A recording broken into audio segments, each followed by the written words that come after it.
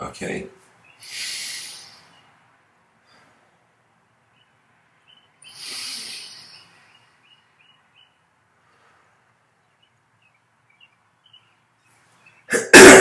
Okay. Hello, everyone. Welcome to uh, today's episode. I wanted to speak about something crucial to any member of society, and any creature in three-dimensional space can be, in some sense, an audience of this talk.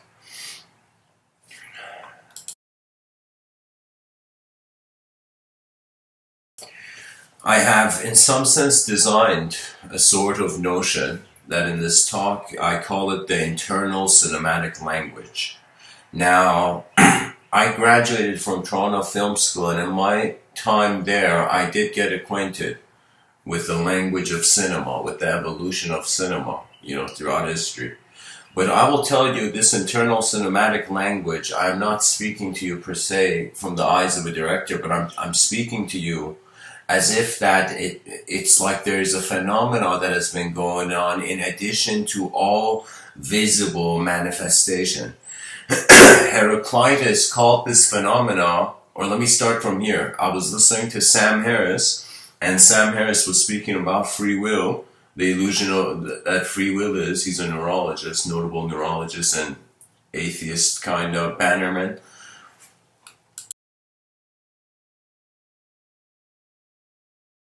And Sam Harris was saying that there's this voice in your head that speaks, and then he pauses and he says, "Haven't you noticed?" And everybody laughs in the crowd. And so what he means, this voice, this inner voice, in some sense, Heraclitus, this Greek philosopher, called it the logos, and the ancients acknowledged it. Socrates, this other philosopher, he called it the inner oracle. For Friedrich Nietzsche, it came across as a demon. For René Descartes, it came across as a daemon, if I remember correctly. If I haven't mixed the two. Yeah, I think for Friedrich Nietzsche, it was a demon or something. For René Descartes, there's even a story that's ascribed to him that really I heard from the scholar Terence McKenna. That René Descartes, this young René Descartes, back in the day, men, I don't know, in their late 20s or something, would go and become soldiers, and they would experience life through barracks, and they weren't strangers to intensity. And so in a barracks, René Descartes gets this vision, evidently, Terence was saying, that an angel came to Terence, and, sorry, not to Terence, to, what's his name? To René Descartes. And the angel, in some sense, tells René Descartes the next conquest of nature is through number, is through mathematical language. That means René Descartes' philosophy, it's like, I think the same way, I don't know, probably his inner realms were open geometrically.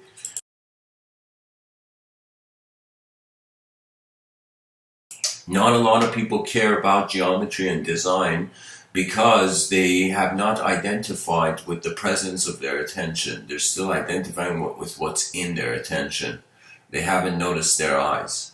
Anyways, so there's been different notions of this logos, of this inner guiding voice. And so I've noticed that human beings think in different ways. When you ask people, some people, they think through images. Literally, when you say a word to them, an image appears. Let's say I say apple. Some people, the word apple appears. Do you know what I mean? The letters appear in some background. So I'm just saying that this whole phenomena that we have been calling thinking, or that we are a thought thinking a thought, it is in some sense like the paradox in Pandora's box. The internal cinematic language has to do with how in front of your eyes you're an object, but behind your eyes you're a subject. That's what I mean by the internal, the inner. So the inner cinematic language, literally when you look at a film, you literally see in what ways the director is in some sense telling the story. You can notice which character enters the scene first. You can notice the angle of the camera. All of these are crucial factors. Now, imagine a person reads a book.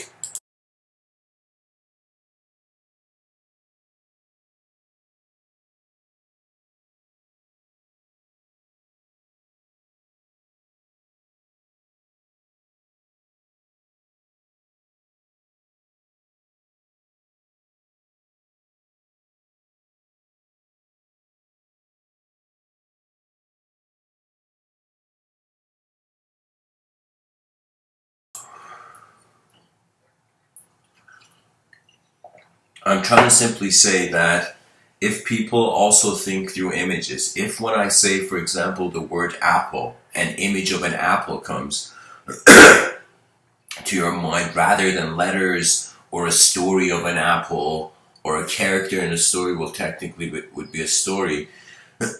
So I'm saying, like, based on your experience behind your eyes, you can pay attention which side you as a human being are more inclined towards. When I was younger, I was thinking through language first, through language and structure first, then looking at the images, you know. But then that shifted. Now when I speak, it's more like I have an image-oriented relationship with where thought is happening, or where the subjective, what I consider to be the subjective realm, the sense that the imagination appears as some sort of room, private room.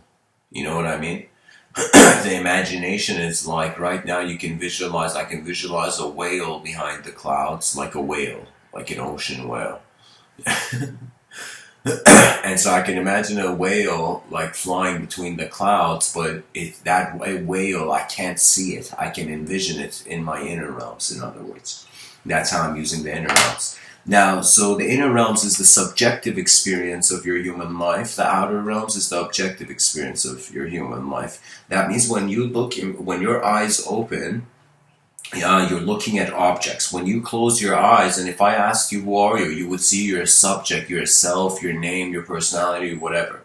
So I'm trying to take people's attention to the fact that, for example, if you notice, if you read, if you as a person read something, and most people, they read slow. I'm telling you, read fast. I'm in that school of thought that says reading faster is better. Why? Because the purpose of the reading quick is not per se.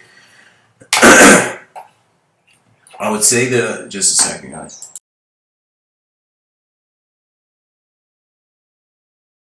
When you read fast and you're conscious of your inner realms, you see a movie. You see a movie. If it's really important for you, the story, you can see a movie. And I'm saying it's kind of like this, where in front of your eyes, you're a character in a movie. Behind your eyes, you're the director. You're the director behind the camera of the space-time continuum, poetically. So I'm going to get to why I'm calling it a language, but I'll tell you that. So I guess the first point, it's an inner phenomenon.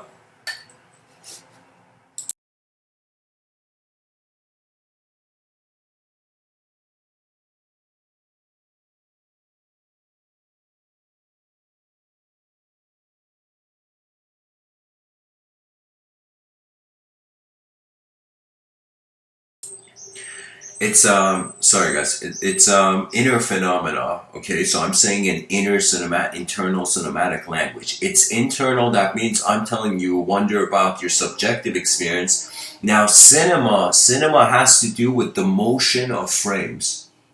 Like, for example, 24 frames per second is the standard. I'm saying it has to do with the motion of various scenes. So technically, you can say a director is thinking about he's thinking about the film, but every scene is like a photograph. I don't know how to say it, but when I think about kind of the film, instead of thinking that each scene is like footage, I kind of every like, if I show you a 1 minute film, your mind can in various ways divide that up, you know.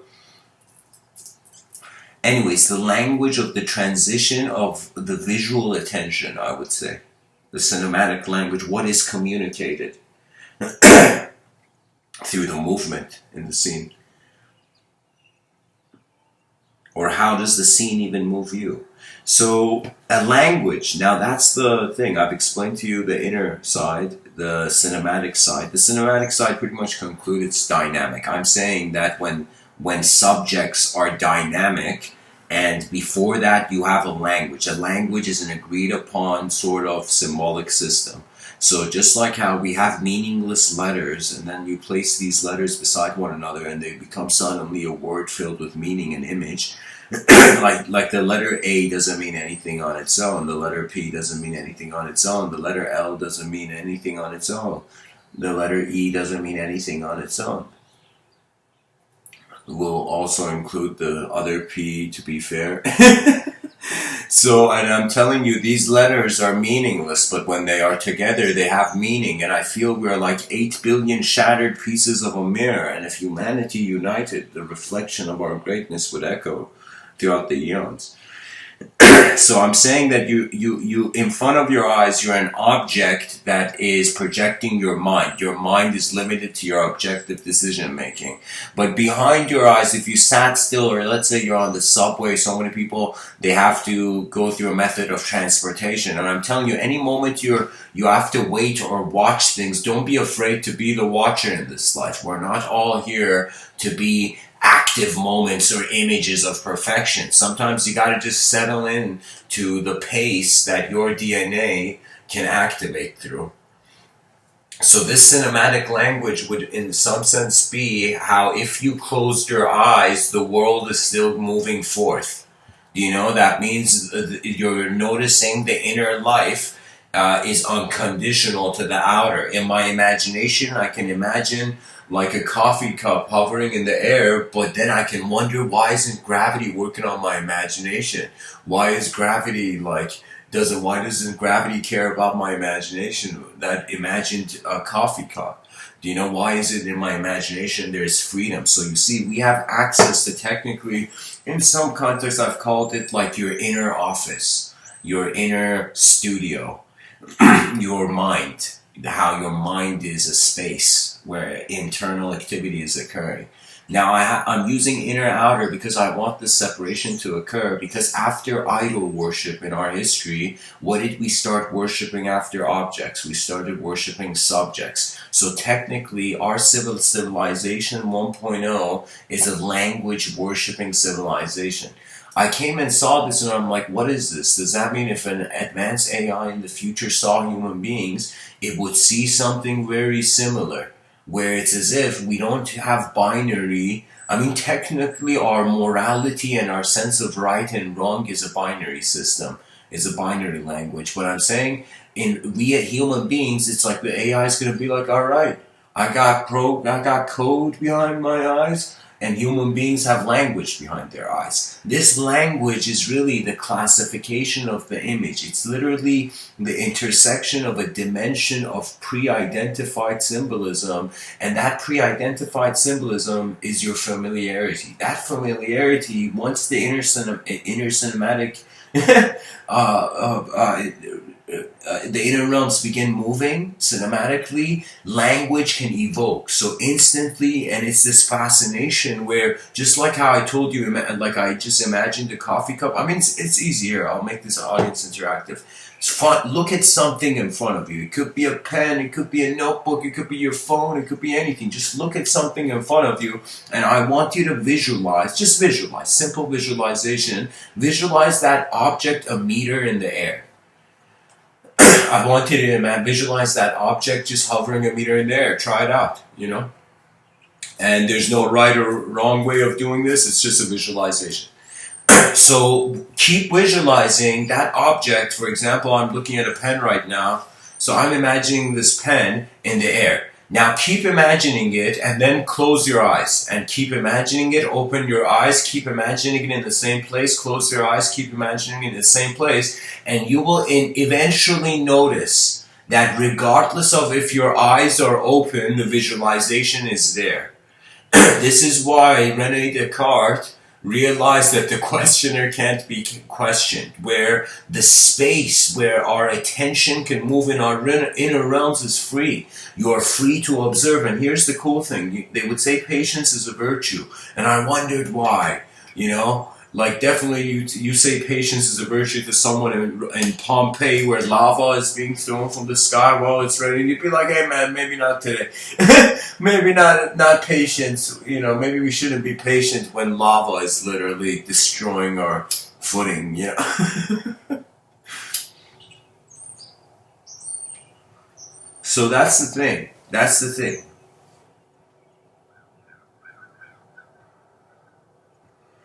If you are a self, if you are a person to yourself, the inner cinema is active. You're just symbolically relating to it, linguistically. You can experience your inner realms where your inner realms move before your outer realms. When your inner realms move before your outer realms, we call that consciousness. When your outer realms move before your inner realms, we call that unconscious.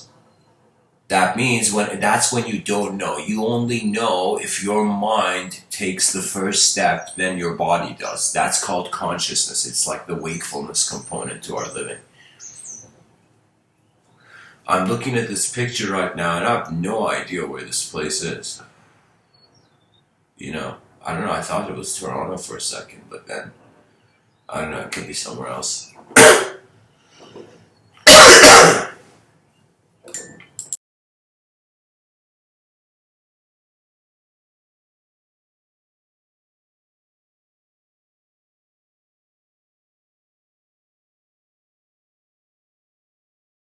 What am I saying, guys? This is New York. It says New York Sports Club in the corner.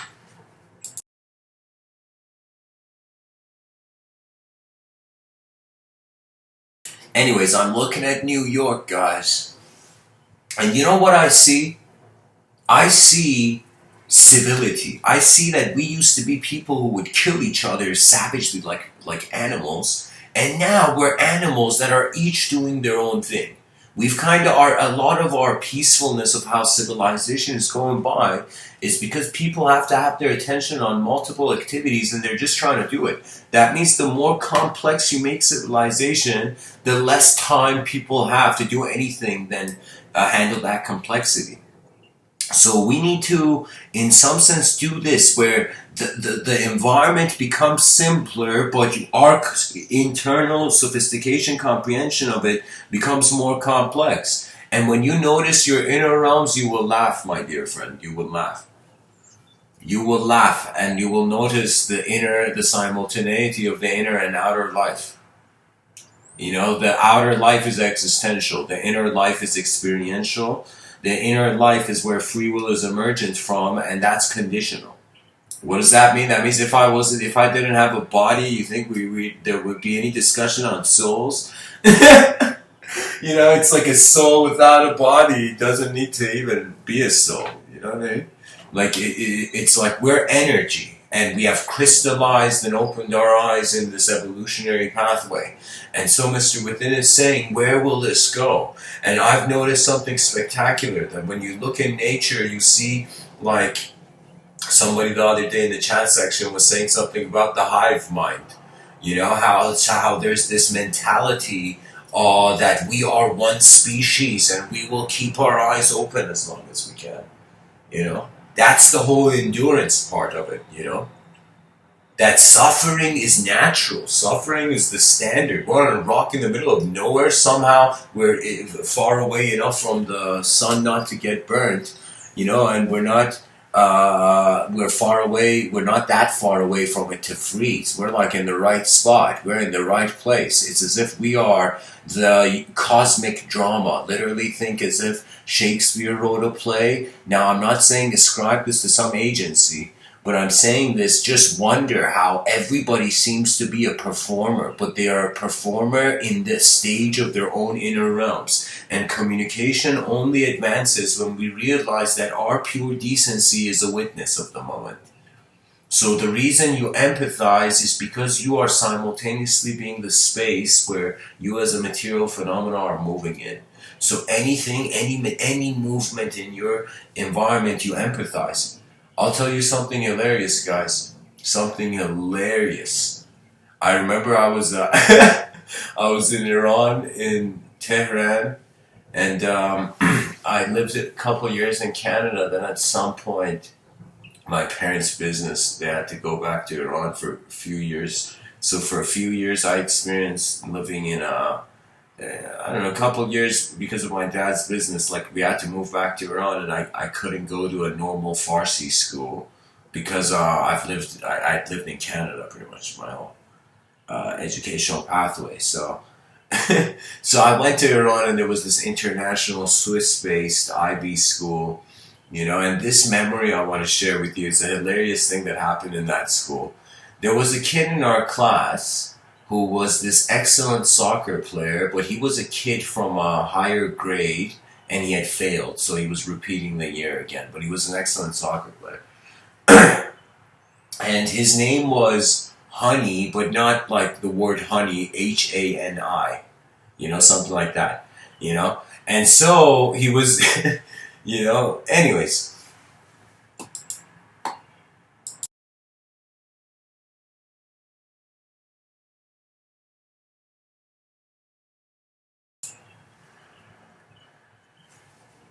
One day I remember, and Hani was friends with this kid named Aryan who was a year ahead, and we were playing soccer. We were playing like football in this plastic field that this TIS Tehran International School represent. Guys, if you had gone to the school, you'd be like, Mr.Within, how could you represent the school? And I'll be like, because I walked the stairs of that school so much. It's ridiculous how many stairs that school had.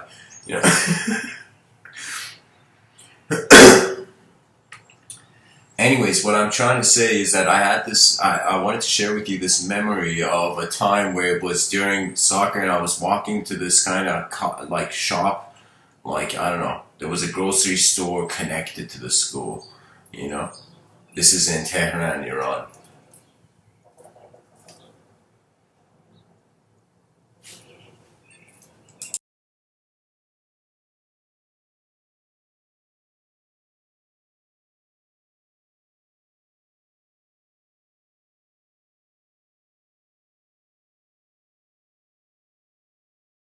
Guys, pretty much this is the scene.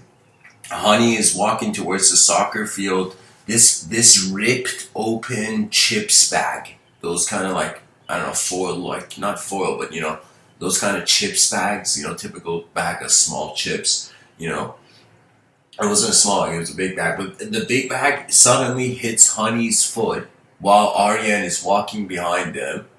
And like literally Honey's walking, this guy's walking, and this thing, and I'm just walking past. I'm like on the other side of the thing, and this plastic bag. Like I was the one who saw what happened perfectly, And the plastic. Okay, this open chips bag. The wind pushes this. It grazes against Honey's like shin, but from behind, so he didn't see it coming. He jumps into the air screaming. This chips bag, the wind blows the chips bag from behind him. It hits his kind of like behind his shin area.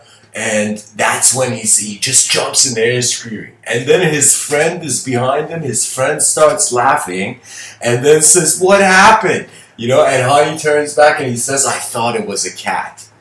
And even I laughed from a distance. It was ridiculous,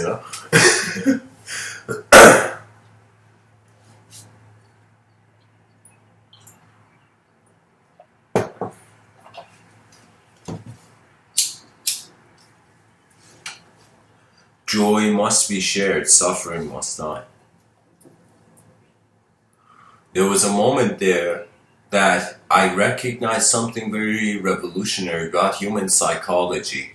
That if it's on a sensation level and we don't have this visual certainty, we don't know what to imagine.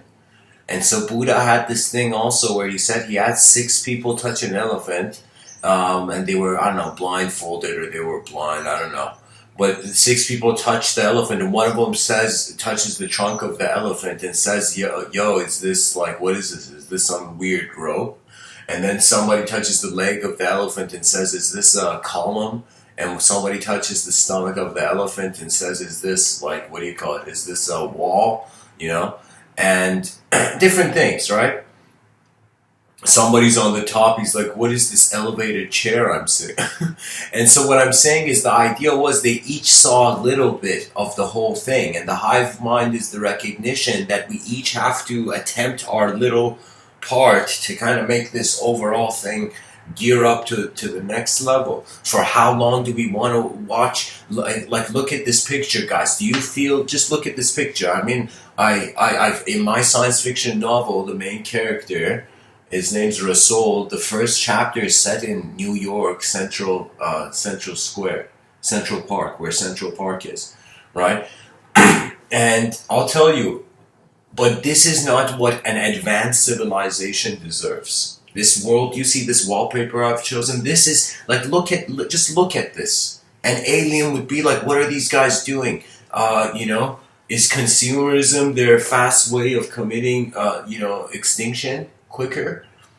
I will tell you, a lot of things are not thought about because a lot of people are just trying to increase the speed of their life and they're just passing by a lot of subtle information that if they were not a concept, that you would see a lot of concepts throughout the day, a lot of emergence of various ways and angles that we have to keep present.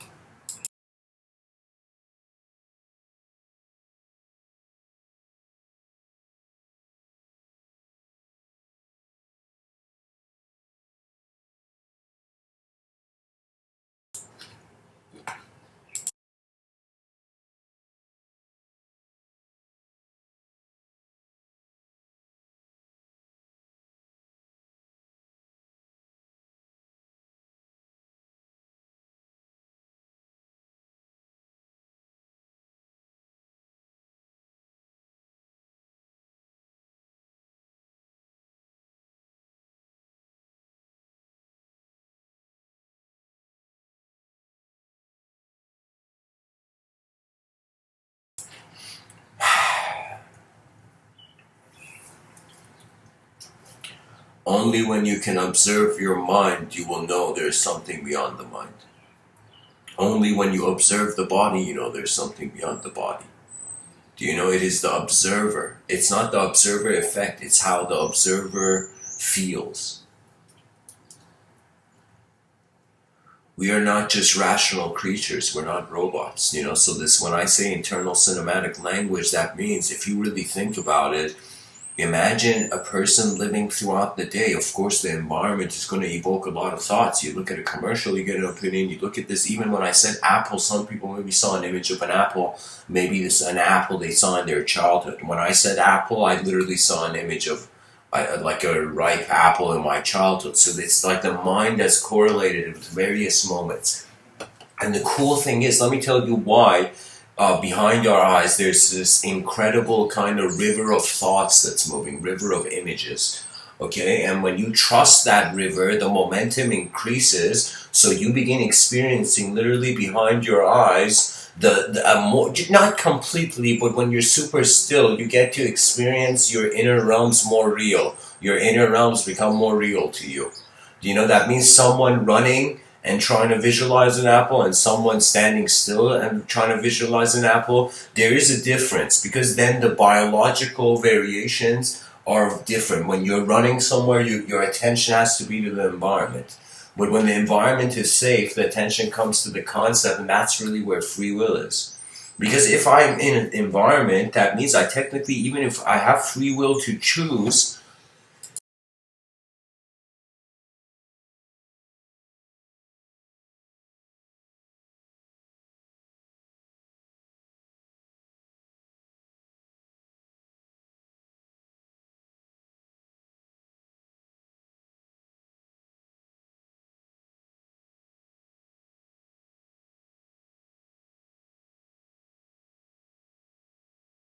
but I don't have free will to choose the weather, for example. You know,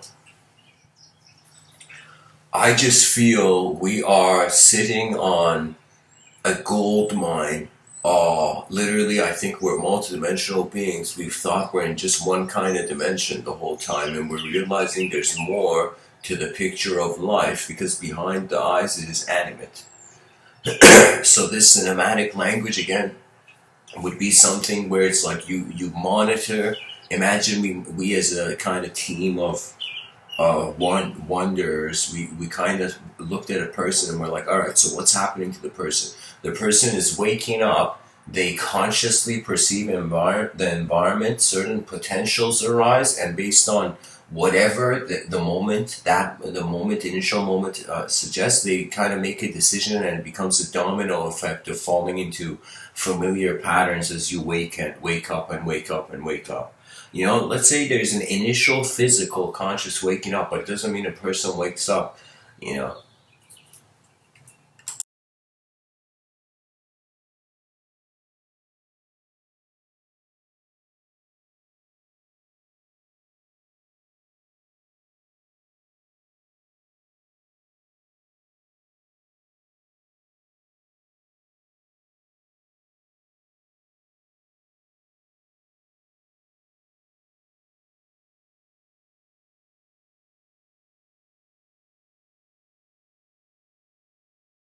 Let me tell you why I feel civilization has become slow. Because people have identified with the knowledge rather than the knower.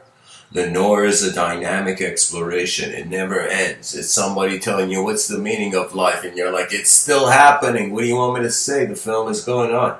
And so it's like the objective realm and the laws of the universe, all these forces that are acting upon us in this kind of, even from a astronomical, cosmological perspective, you know, you're like, okay, so we're on this giant. It appears to us giant, but it's technically really small.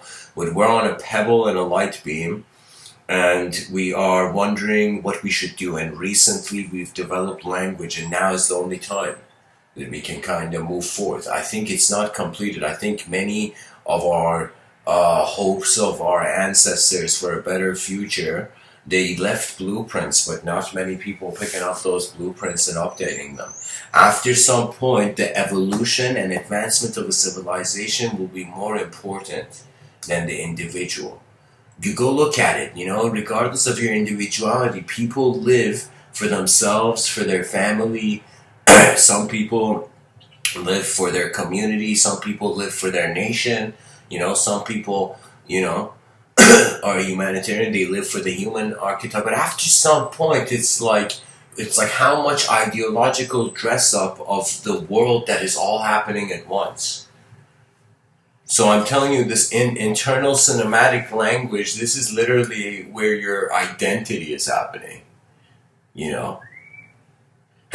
And my greatest kind of comprehension of this inner cinematic language is that you have to find a moment where you can trust what you see. If you can't trust what you see, then you can't work with it. I'm gonna give you, like soon I'm gonna be setting up, I'm gonna be making my debut as a, guys, I draw art, I've never just shared it. And today, for the lucky viewers, I'm gonna share with you, and I'm gonna share you some ideas on how I kind of work with geometry, just how my mind works with geometry.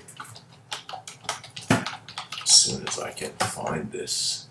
There we go.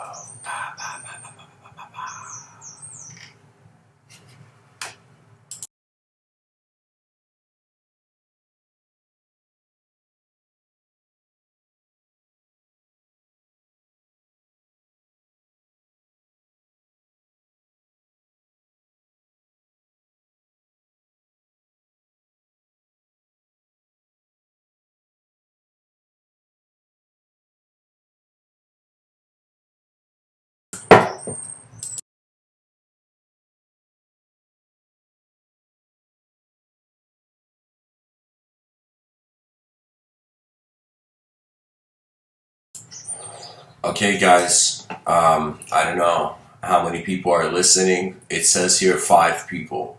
So to those 5 people listening, you'll be of the first for me to personally introduce you. But like, I have a unique relationship with art that again, I'm kind of leaving it, but this is something I drew. I drew this in 2015. And this artwork, when I was drawing it, I was experiencing a very unique inner cinematic language, but my internal cinematic language was geometric. And so I could tell you that if geometry is going to give us a great advancement into comprehending emotions.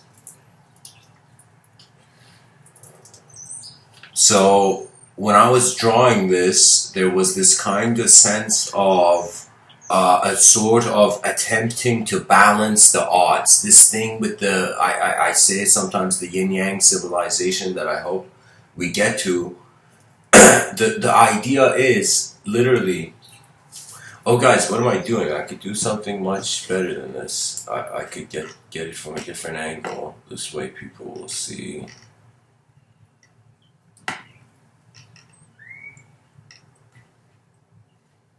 There we go, I got a good angle, okay.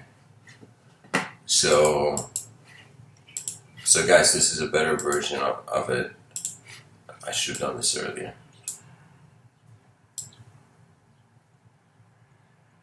There, people can see it now.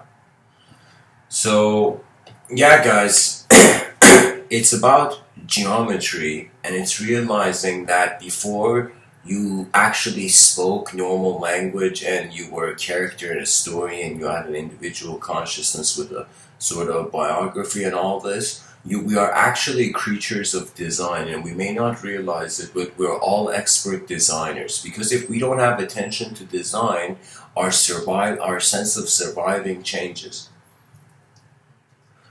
Let me see, what did I call this artwork? I called this, guys, this is called Forbidden Shards. Forbidden Shards. And I uploaded it 4 years ago, so 2013. Oh, sorry, what am I saying? Not 2013, 2016. Yeah, 2016, somewhere around there. Geometry is all around us, and the inner cinematic language, just like you look at a film director, the film director is like, all right, we got this opening of sight from this camera. Do you see? And now what is appearing? What is the depth, the angle, the emotions?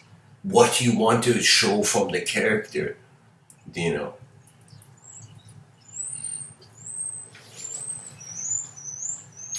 I don't know, for me there's reality has a creative dimension to it that I think only through experiencing geometry in the inner realms and learning to comprehend that language, we will kind of advance as a civilization, yeah.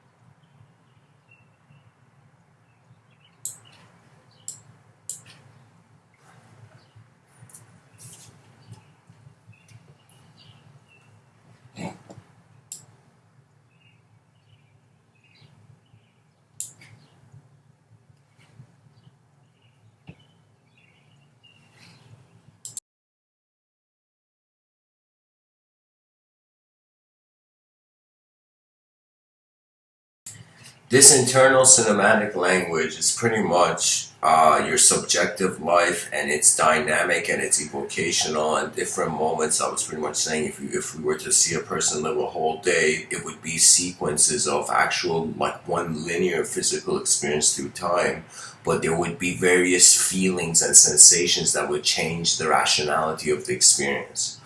You know, if this world made complete sense, it's like there's so many. When there's a black hole, technically the universe is irrational. There's a black hole in it.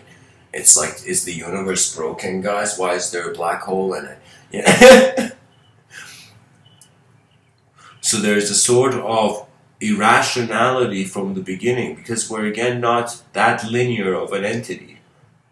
So we have to create a civilization that gives space to the rational and the irrational, and that same vibe and tolerance for your own inner realms is what's going to make you. It's like you need to have the fascination of a designer.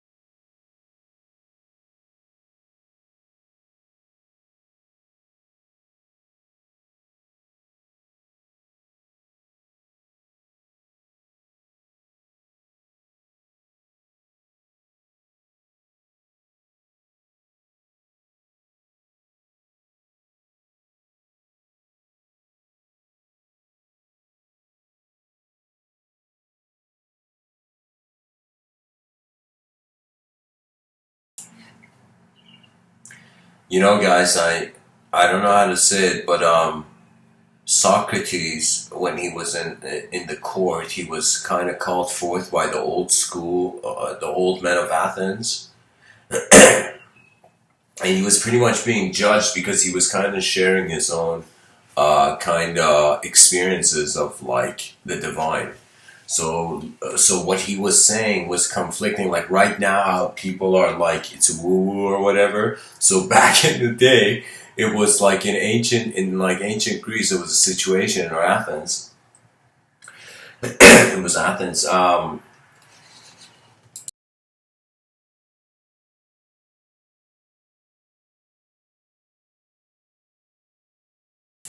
Pretty much Socrates was brought to court because people believed that gods walked on clouds, and Socrates was talking about his own experience of the divine agency, and some person found fault in this and they didn't like it. And so it seemed like jealousy was like a sort of ancient enemy of Socrates. And so what happens is in the court, he has an option to kind of like pay a fine or something to get out of it. But he gives this speech, and I think this was in maybe Plato's work. Take this at most as a kind of narrative, but what it is Socrates says there was this inner oracle from the beginning of my life, and this inner oracle has been telling me if I should take my step or not, as if there was this some sort of the inner cinematic language wasn't just a language, it was coming across as his guidance, like how his whole moment was speaking to him, not just the contents in his moment. And so Socrates, he instead decided the inner oracle guided him to kind of walk that path, and he returned. He went to his end, and he kind of was sentenced to drink poison, and kind of like was ended.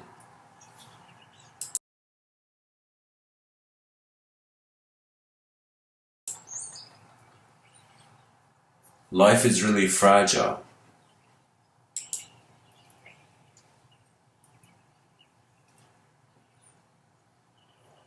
We're all trying to get by. We all have psychologies of some sort of pattern or system we try to fall into. I feel like our individualism, our free will is like a drop. Our inner realms is like a drop. But when you're in society, you gotta kind of abide by a certain pattern. Not. You gotta understand it's like a co-creative space. So you gotta care for the foundations of how it's set. The laws of the land allowed the land to carry on peacefully. Now, human beings are not just there.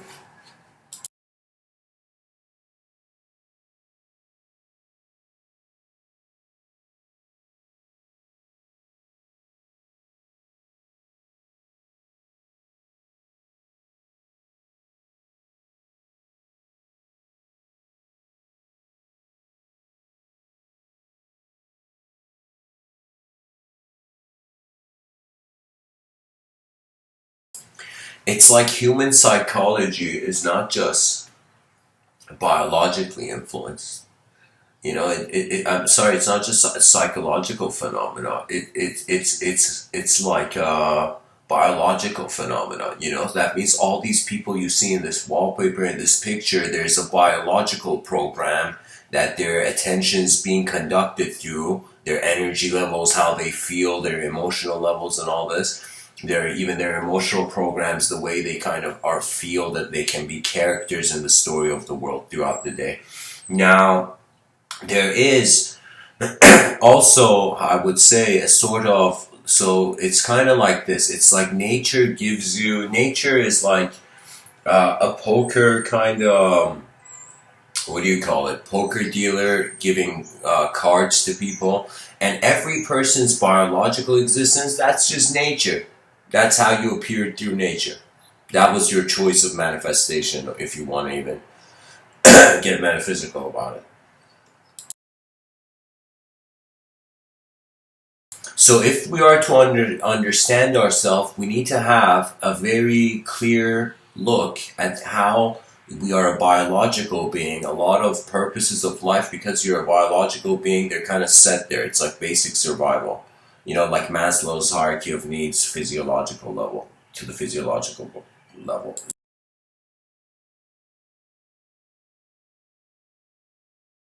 So it's like after you are like you've studied your biology, or let's say your biology is content, then you have more of an advantage to have a mind. Those people who their biological, let's say, system is to some degree occupied. Let's not call it illness. Let's just say it's just the body's occupied with an activity. You know, the attention is somewhere. You know, your mind is like the commander of your experience, of your existence. Once you realize this, your approach to health can change in various ways, but it can also become liberating because sometimes stress is self-resistance. You're resisting your true nature in comparison to the environment you are.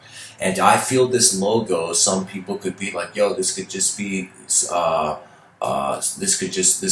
inner oracle that Socrates was speaking about could just be a subconscious mind picking up all these things and coming to him a sort of conscious filter of a archetype. You know, you could kind of take it as if it's the unknown part of the mind.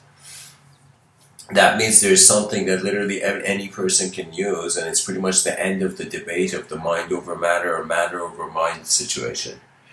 And it's that both sides have unknown dimensions. That means something nobody ever thought was that somebody came and said, yo, we have two sides of a coin. What if each side of the coin had two sides too?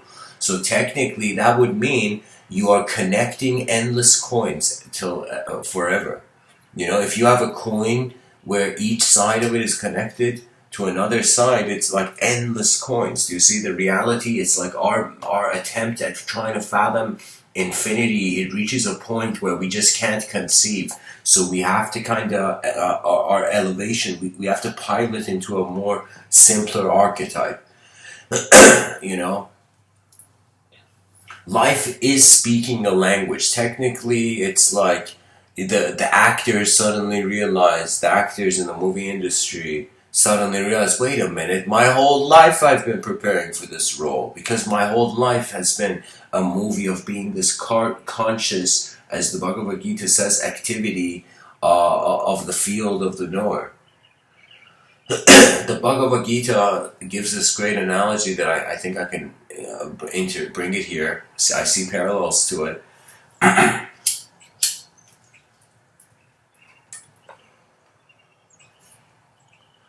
The Bhagavad Gita spoke about this chariot. What else do you call it? Chariot driver and the horses. Imagine there's this chariot driver, there's the horses in front of him, and there is the soul behind him. Now take this into consideration, this really ancient metaphor, okay? The chariot driver can't see who's in the chariot, so the mind can't conceive, can't conceptualize the soul, or if there is something more than the sensory. Now, the mind has control over the sensory. The chariot driver controls the horses. Imagine the horses is the elemental realm. It's this visible plane of existence.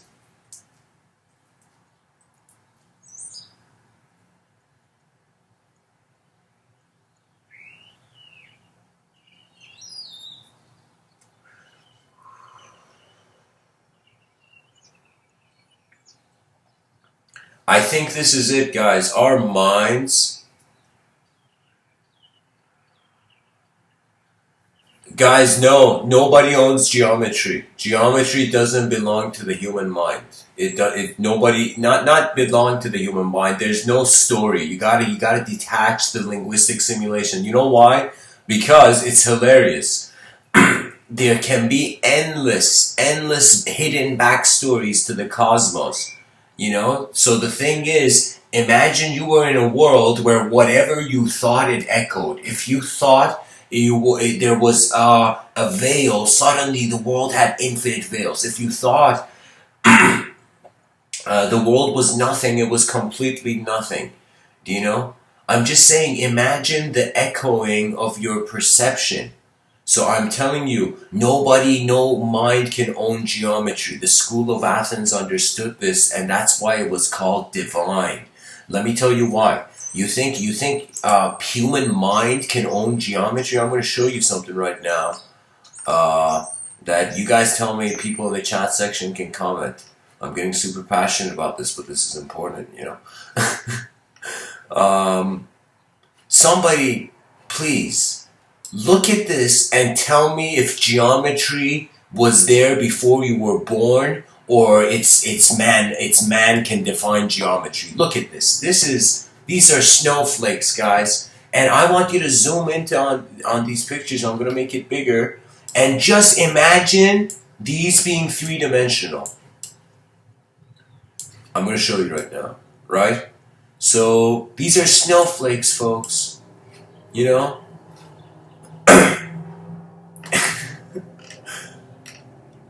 Somebody's gonna be like, Mr.Within, I've never been so inspired looking at a snowflake. Okay, check this out. So, look at that thing I've put there. Look at that axis. That's perfect. Or here. Now you can see what I mean, that these are three-dimensional blueprints of engines. We could literally design vehicle engines shaped like these three-dimensional kind of things, you know?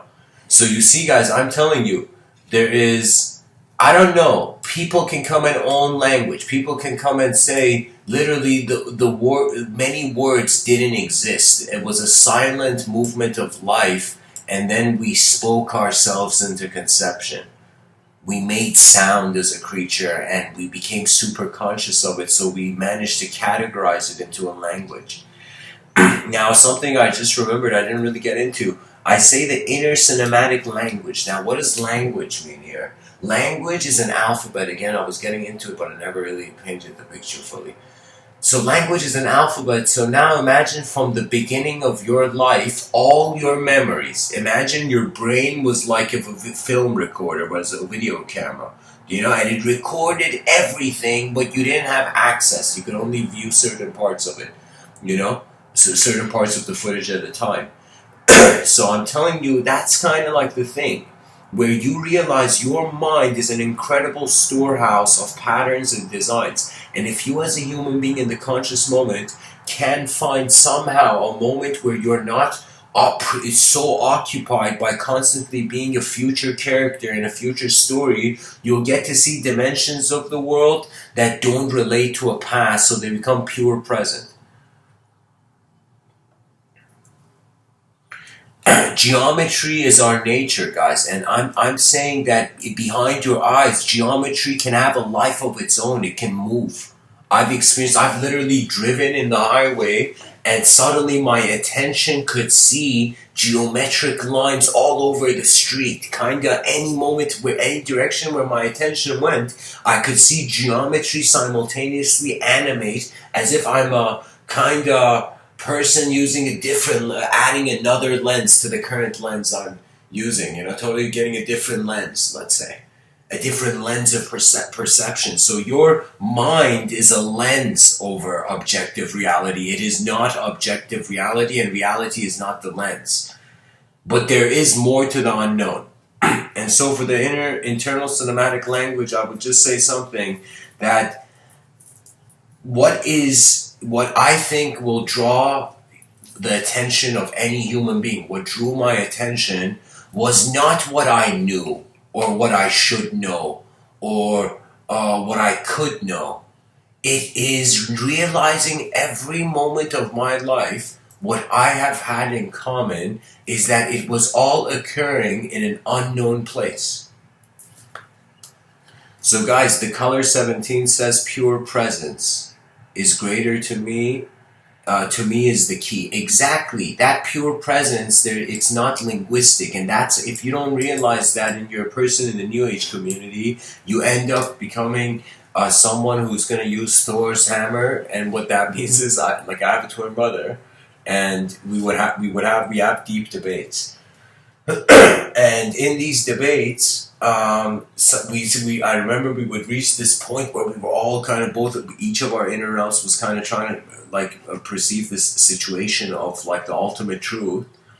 And we reached a point where at the end I was like, "It's your ego, man," and he was like, "It's your ego," and we were pointing fingers. We were pointing egoic fingers at each other, And I realized nobody has come and defined that moment, and that was when the language threshold was born in my mind, which even till as long as I live, I will tell people that is the most important concept, especially as as an animal with a subjective, with a mysterious psychological projection, like what is this? Guys, I had a dream. In the dream, I moved in the dream. That means I was running really fast. I ran left, I ran right. I even ran so fast that I went underwater and I was still breathing underwater. It was a dream where I was having conscious ability. I woke up in a shock. Literally goosebumps everywhere. I woke up. But not goosebumps of fear or discomfort, shock. Pure, beautiful, revelatory shock. Suddenly you notice something about how something is happening. And what I notice is that when my body is asleep, my mind simulated in the dream state. The dream state was literally my mind simulated a world where I experienced the body. My body was asleep in the bed, but I experienced the ability to consciously move in my inner realms. I experienced a dream, and I was like, what is this? So that means whether I have a body or not, the mind can project the simulation. Not that whether I have a body or not. Of course, the body's in the bed. The body's still there. But I'm saying it's kind of like the mind is running a film over the objective realm. And because we've been kind of savagely identifying with that inner film, thinking we're the language, when you think you're a language, that's how you know the person has weak character. Let me tell you why. Because if you think you're a thought, if you think you're a language, somebody can come and literally say another language and you will literally jump out of your seat. Why? Because you are identifying with language. That means somebody comes and paints a different picture, the guy gets angry and he's like, no, that's not the truth, this is the truth. And that person hasn't realized we're all painters in the void.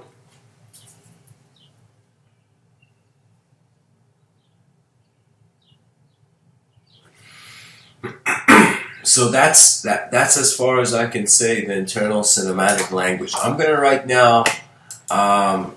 There's a segment of these something I do in these talks where I call it a quote tunnel, where I go look up a bunch of quotes relevant to a theme or a certain person in history.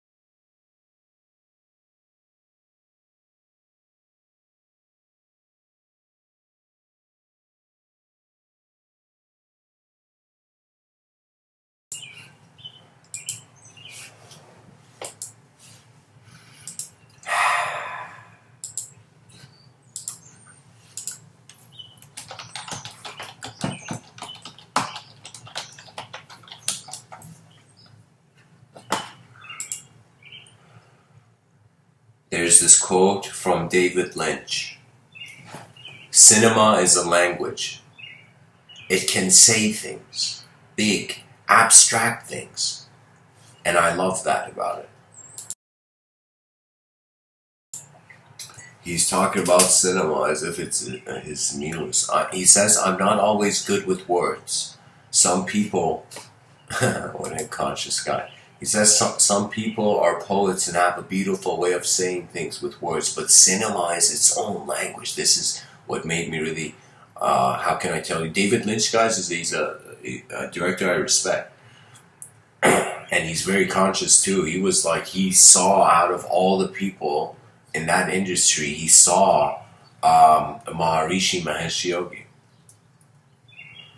You know, he saw him. That means not a lot of people, there's a lot of incredible treasures in the world, but not a lot of people see them because they're trying to speed through towards some success that's so in the future that if life is so fragile, if you don't realize it, you know, it can be gone. It can leave. Life is literally like, I'm kind of like, how can I say it? It's like nature's responsibility to its own existence to engage. You see this guy, guys, you see this person right now, right beside this car? Look at this. These are the dimensions of our mind. You see? And you can put as many axes as you want. I feel the more complex you're a person who likes complexity, you will see multiple dimensions. Multiple dimensions means the mind, in that limited time of exposure to any imagery or scene or phenomena, is trying to compartmentalize it at the highest speed, at the fastest speed, in the most clearest way. So it's kind of like, imagine, you know how like nobody's stupid in an emergency, you know, even the most foolish people in an emergency, suddenly this hyper animal instinct infused with rationality kind of pours in, you know, that kind of rush is experienced. And let me tell you guys, this literally, what do you call it, this axis, you can place it anywhere. What does that mean? That means your mind can literally, it's your beliefs, whatever, you can see it through anything. It's kind of like when Alan Watts says there's, he saw God in an ashtray.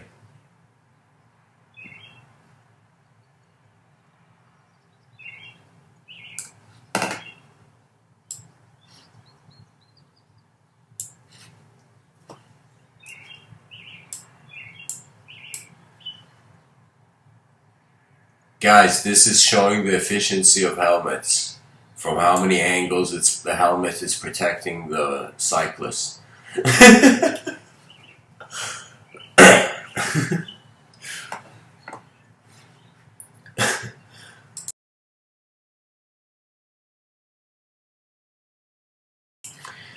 David Lynch says, some people are poets and have a beautiful way of saying things with words, but cinema is its own language, and with it you can say so many things because you've got time and sequences, you've got dialogue, you've got music, you've got sound effects, you have so many tools, and you can express a feeling and a thought that can't be conveyed any other way. It's a magical medium. For me, it's so beautiful to think about these pictures and sounds flowing together in time and in sequence, making something that can be done only through cinema. It's not just words or music, it's a whole range of elements coming together and making something that didn't exist before. It's telling stories, it's devising a world, an experience that people cannot have unless they see that film. When I catch an idea for a film, I fall in love with the way the cinema can express it. Guys, that's the secret. Fall in love with the way you can express things, and I think that's the huge pointer. He says, I fall in love with the way cinema can express it. I like a story that holds abstractions, and that's what cinema can do. David Lynch from Catching the Big Fish. Meditation, Consciousness, and Creativity.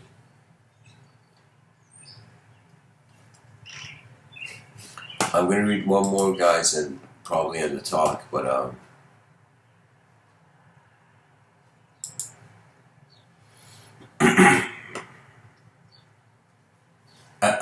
Orson Welles says a film is never really good unless the camera is an eye in the head of a poet.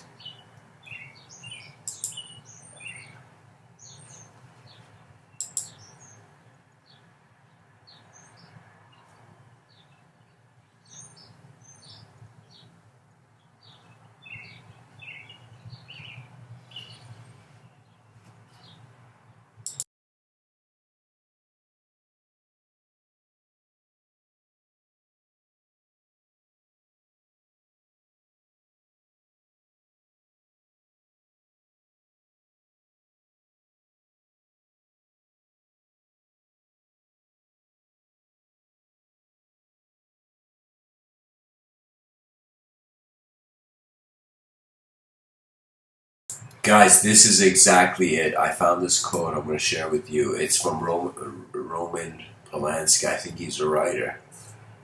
I know him as a writer, but I guess he makes films. Cinema should make you forget you're sitting in a theater.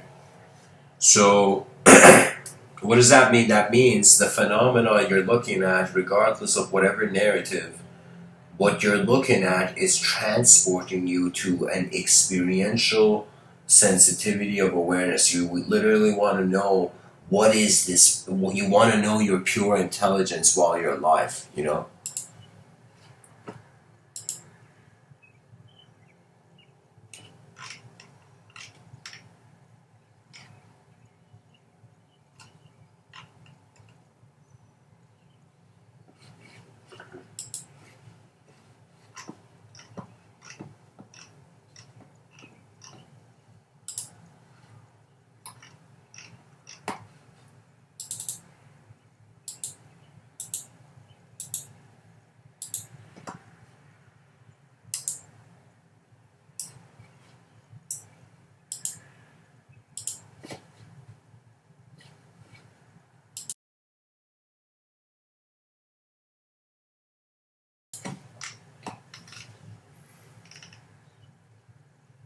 Guys, I'm gonna share some quotes from Martin Scorsese. Uh,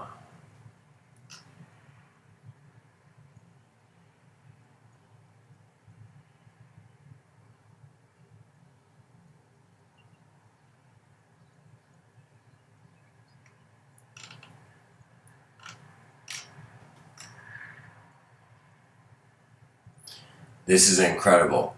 Martin Scorsese says all beginnings are unfathomable. The beginning of human history, the beginning of cinema.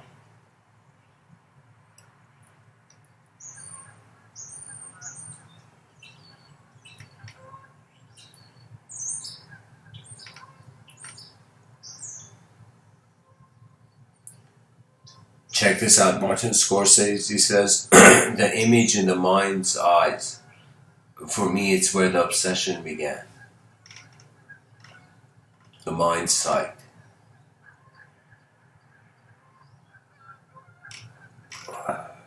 These quotes are very broken. Let me see if I can find a better.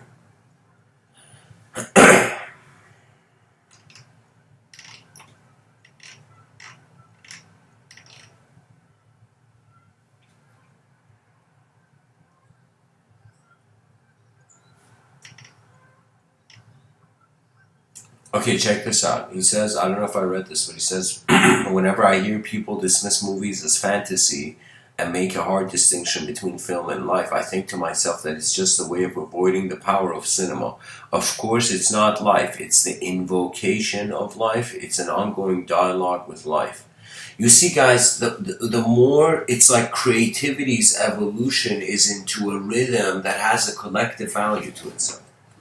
I think the internal cinematic language has some sort of processing where you're oscillating between feeling like you're an individual in a world and feeling you're a world behind the eyes of an individual. You know, you're a reality, you're alive.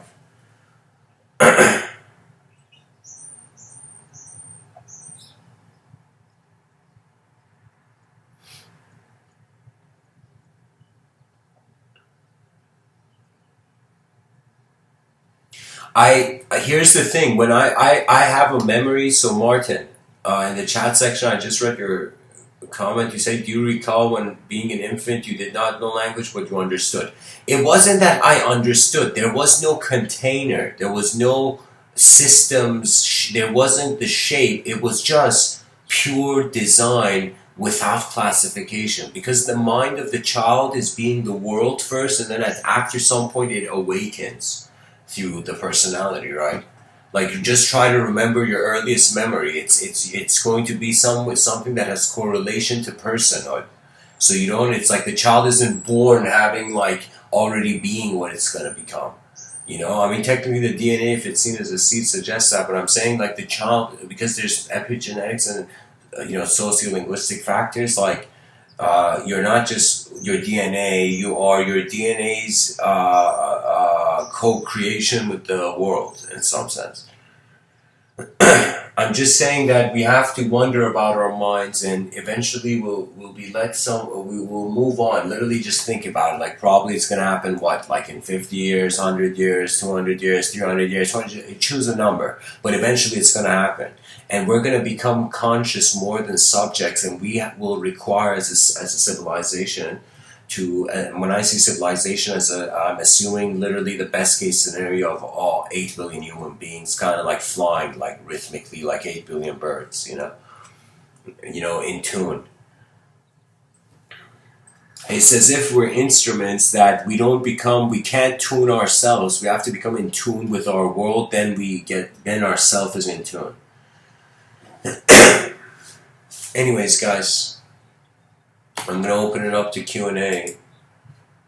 But let me see the subtitle, River of Thought. Yeah, it should be River of Thoughts. Oh, Rivers of Thought. Okay, that works. Okay. So anyways, guys, thanks for tuning in. I'm gonna, for 10 minutes, open up Q&A. Anybody has a question, they want me to seriously consider something or wonder about something, like, let me know. So I'm available now for Q&A. Much blessings, and just ask the question and I'll come back from the void into cyberspace. Yeah.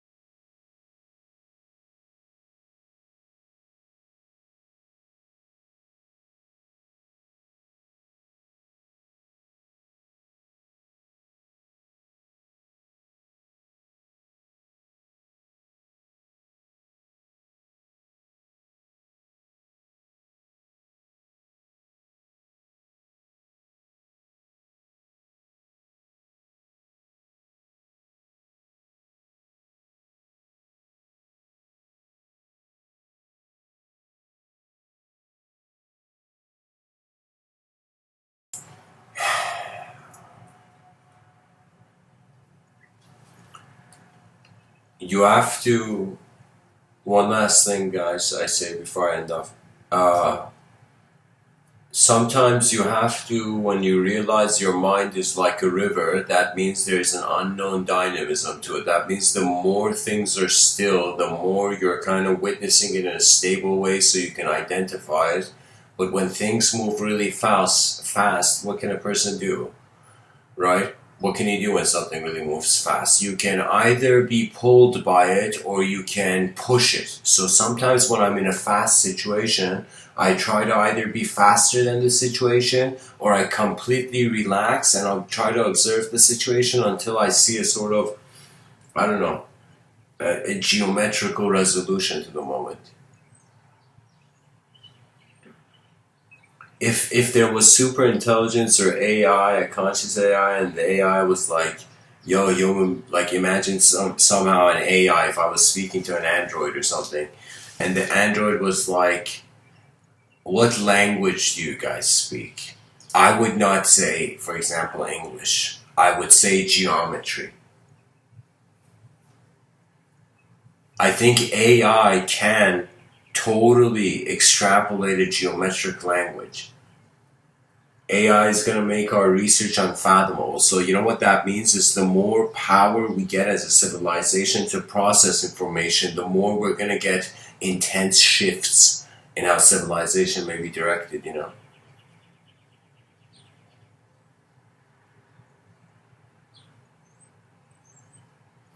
Yes, direct experience is literally, you're correct, Lisbeth. I was reading your comment. Direct experience is literally how you're present before you're a person. It's just your being. And you can identify with just pure being, but I'm telling you, that pure being, you're not meant to identify with nothing. Let me tell you why. The nothingness, the emptiness of Zen was just to take the person to the void so they can look at things anew. Novelty. Novelty was the revelation. It's really literally revelation. It is the new, isn't it?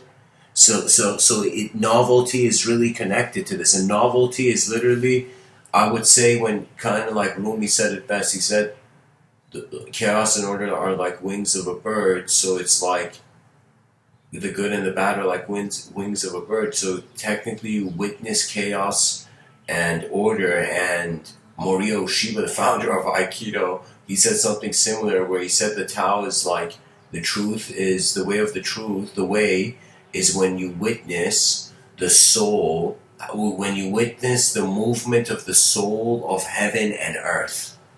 Like in a certain Japanese context, there is no such thing as hell, and I kind of take a modern, I extract a modern value from that in the sense that there's literally no there's an object, there's an objective realm, and there's a subjective realm, and when you can witness the movement of both, that's when there's no longer synchronicity, because you realize as a being you're your whole moment. So you're the audience of both the cinematic language, the internal cinematic language, and the external cinematic language. You know? And I guess I'll leave it there, guys. Thanks for tuning in. Much blessings and namaste.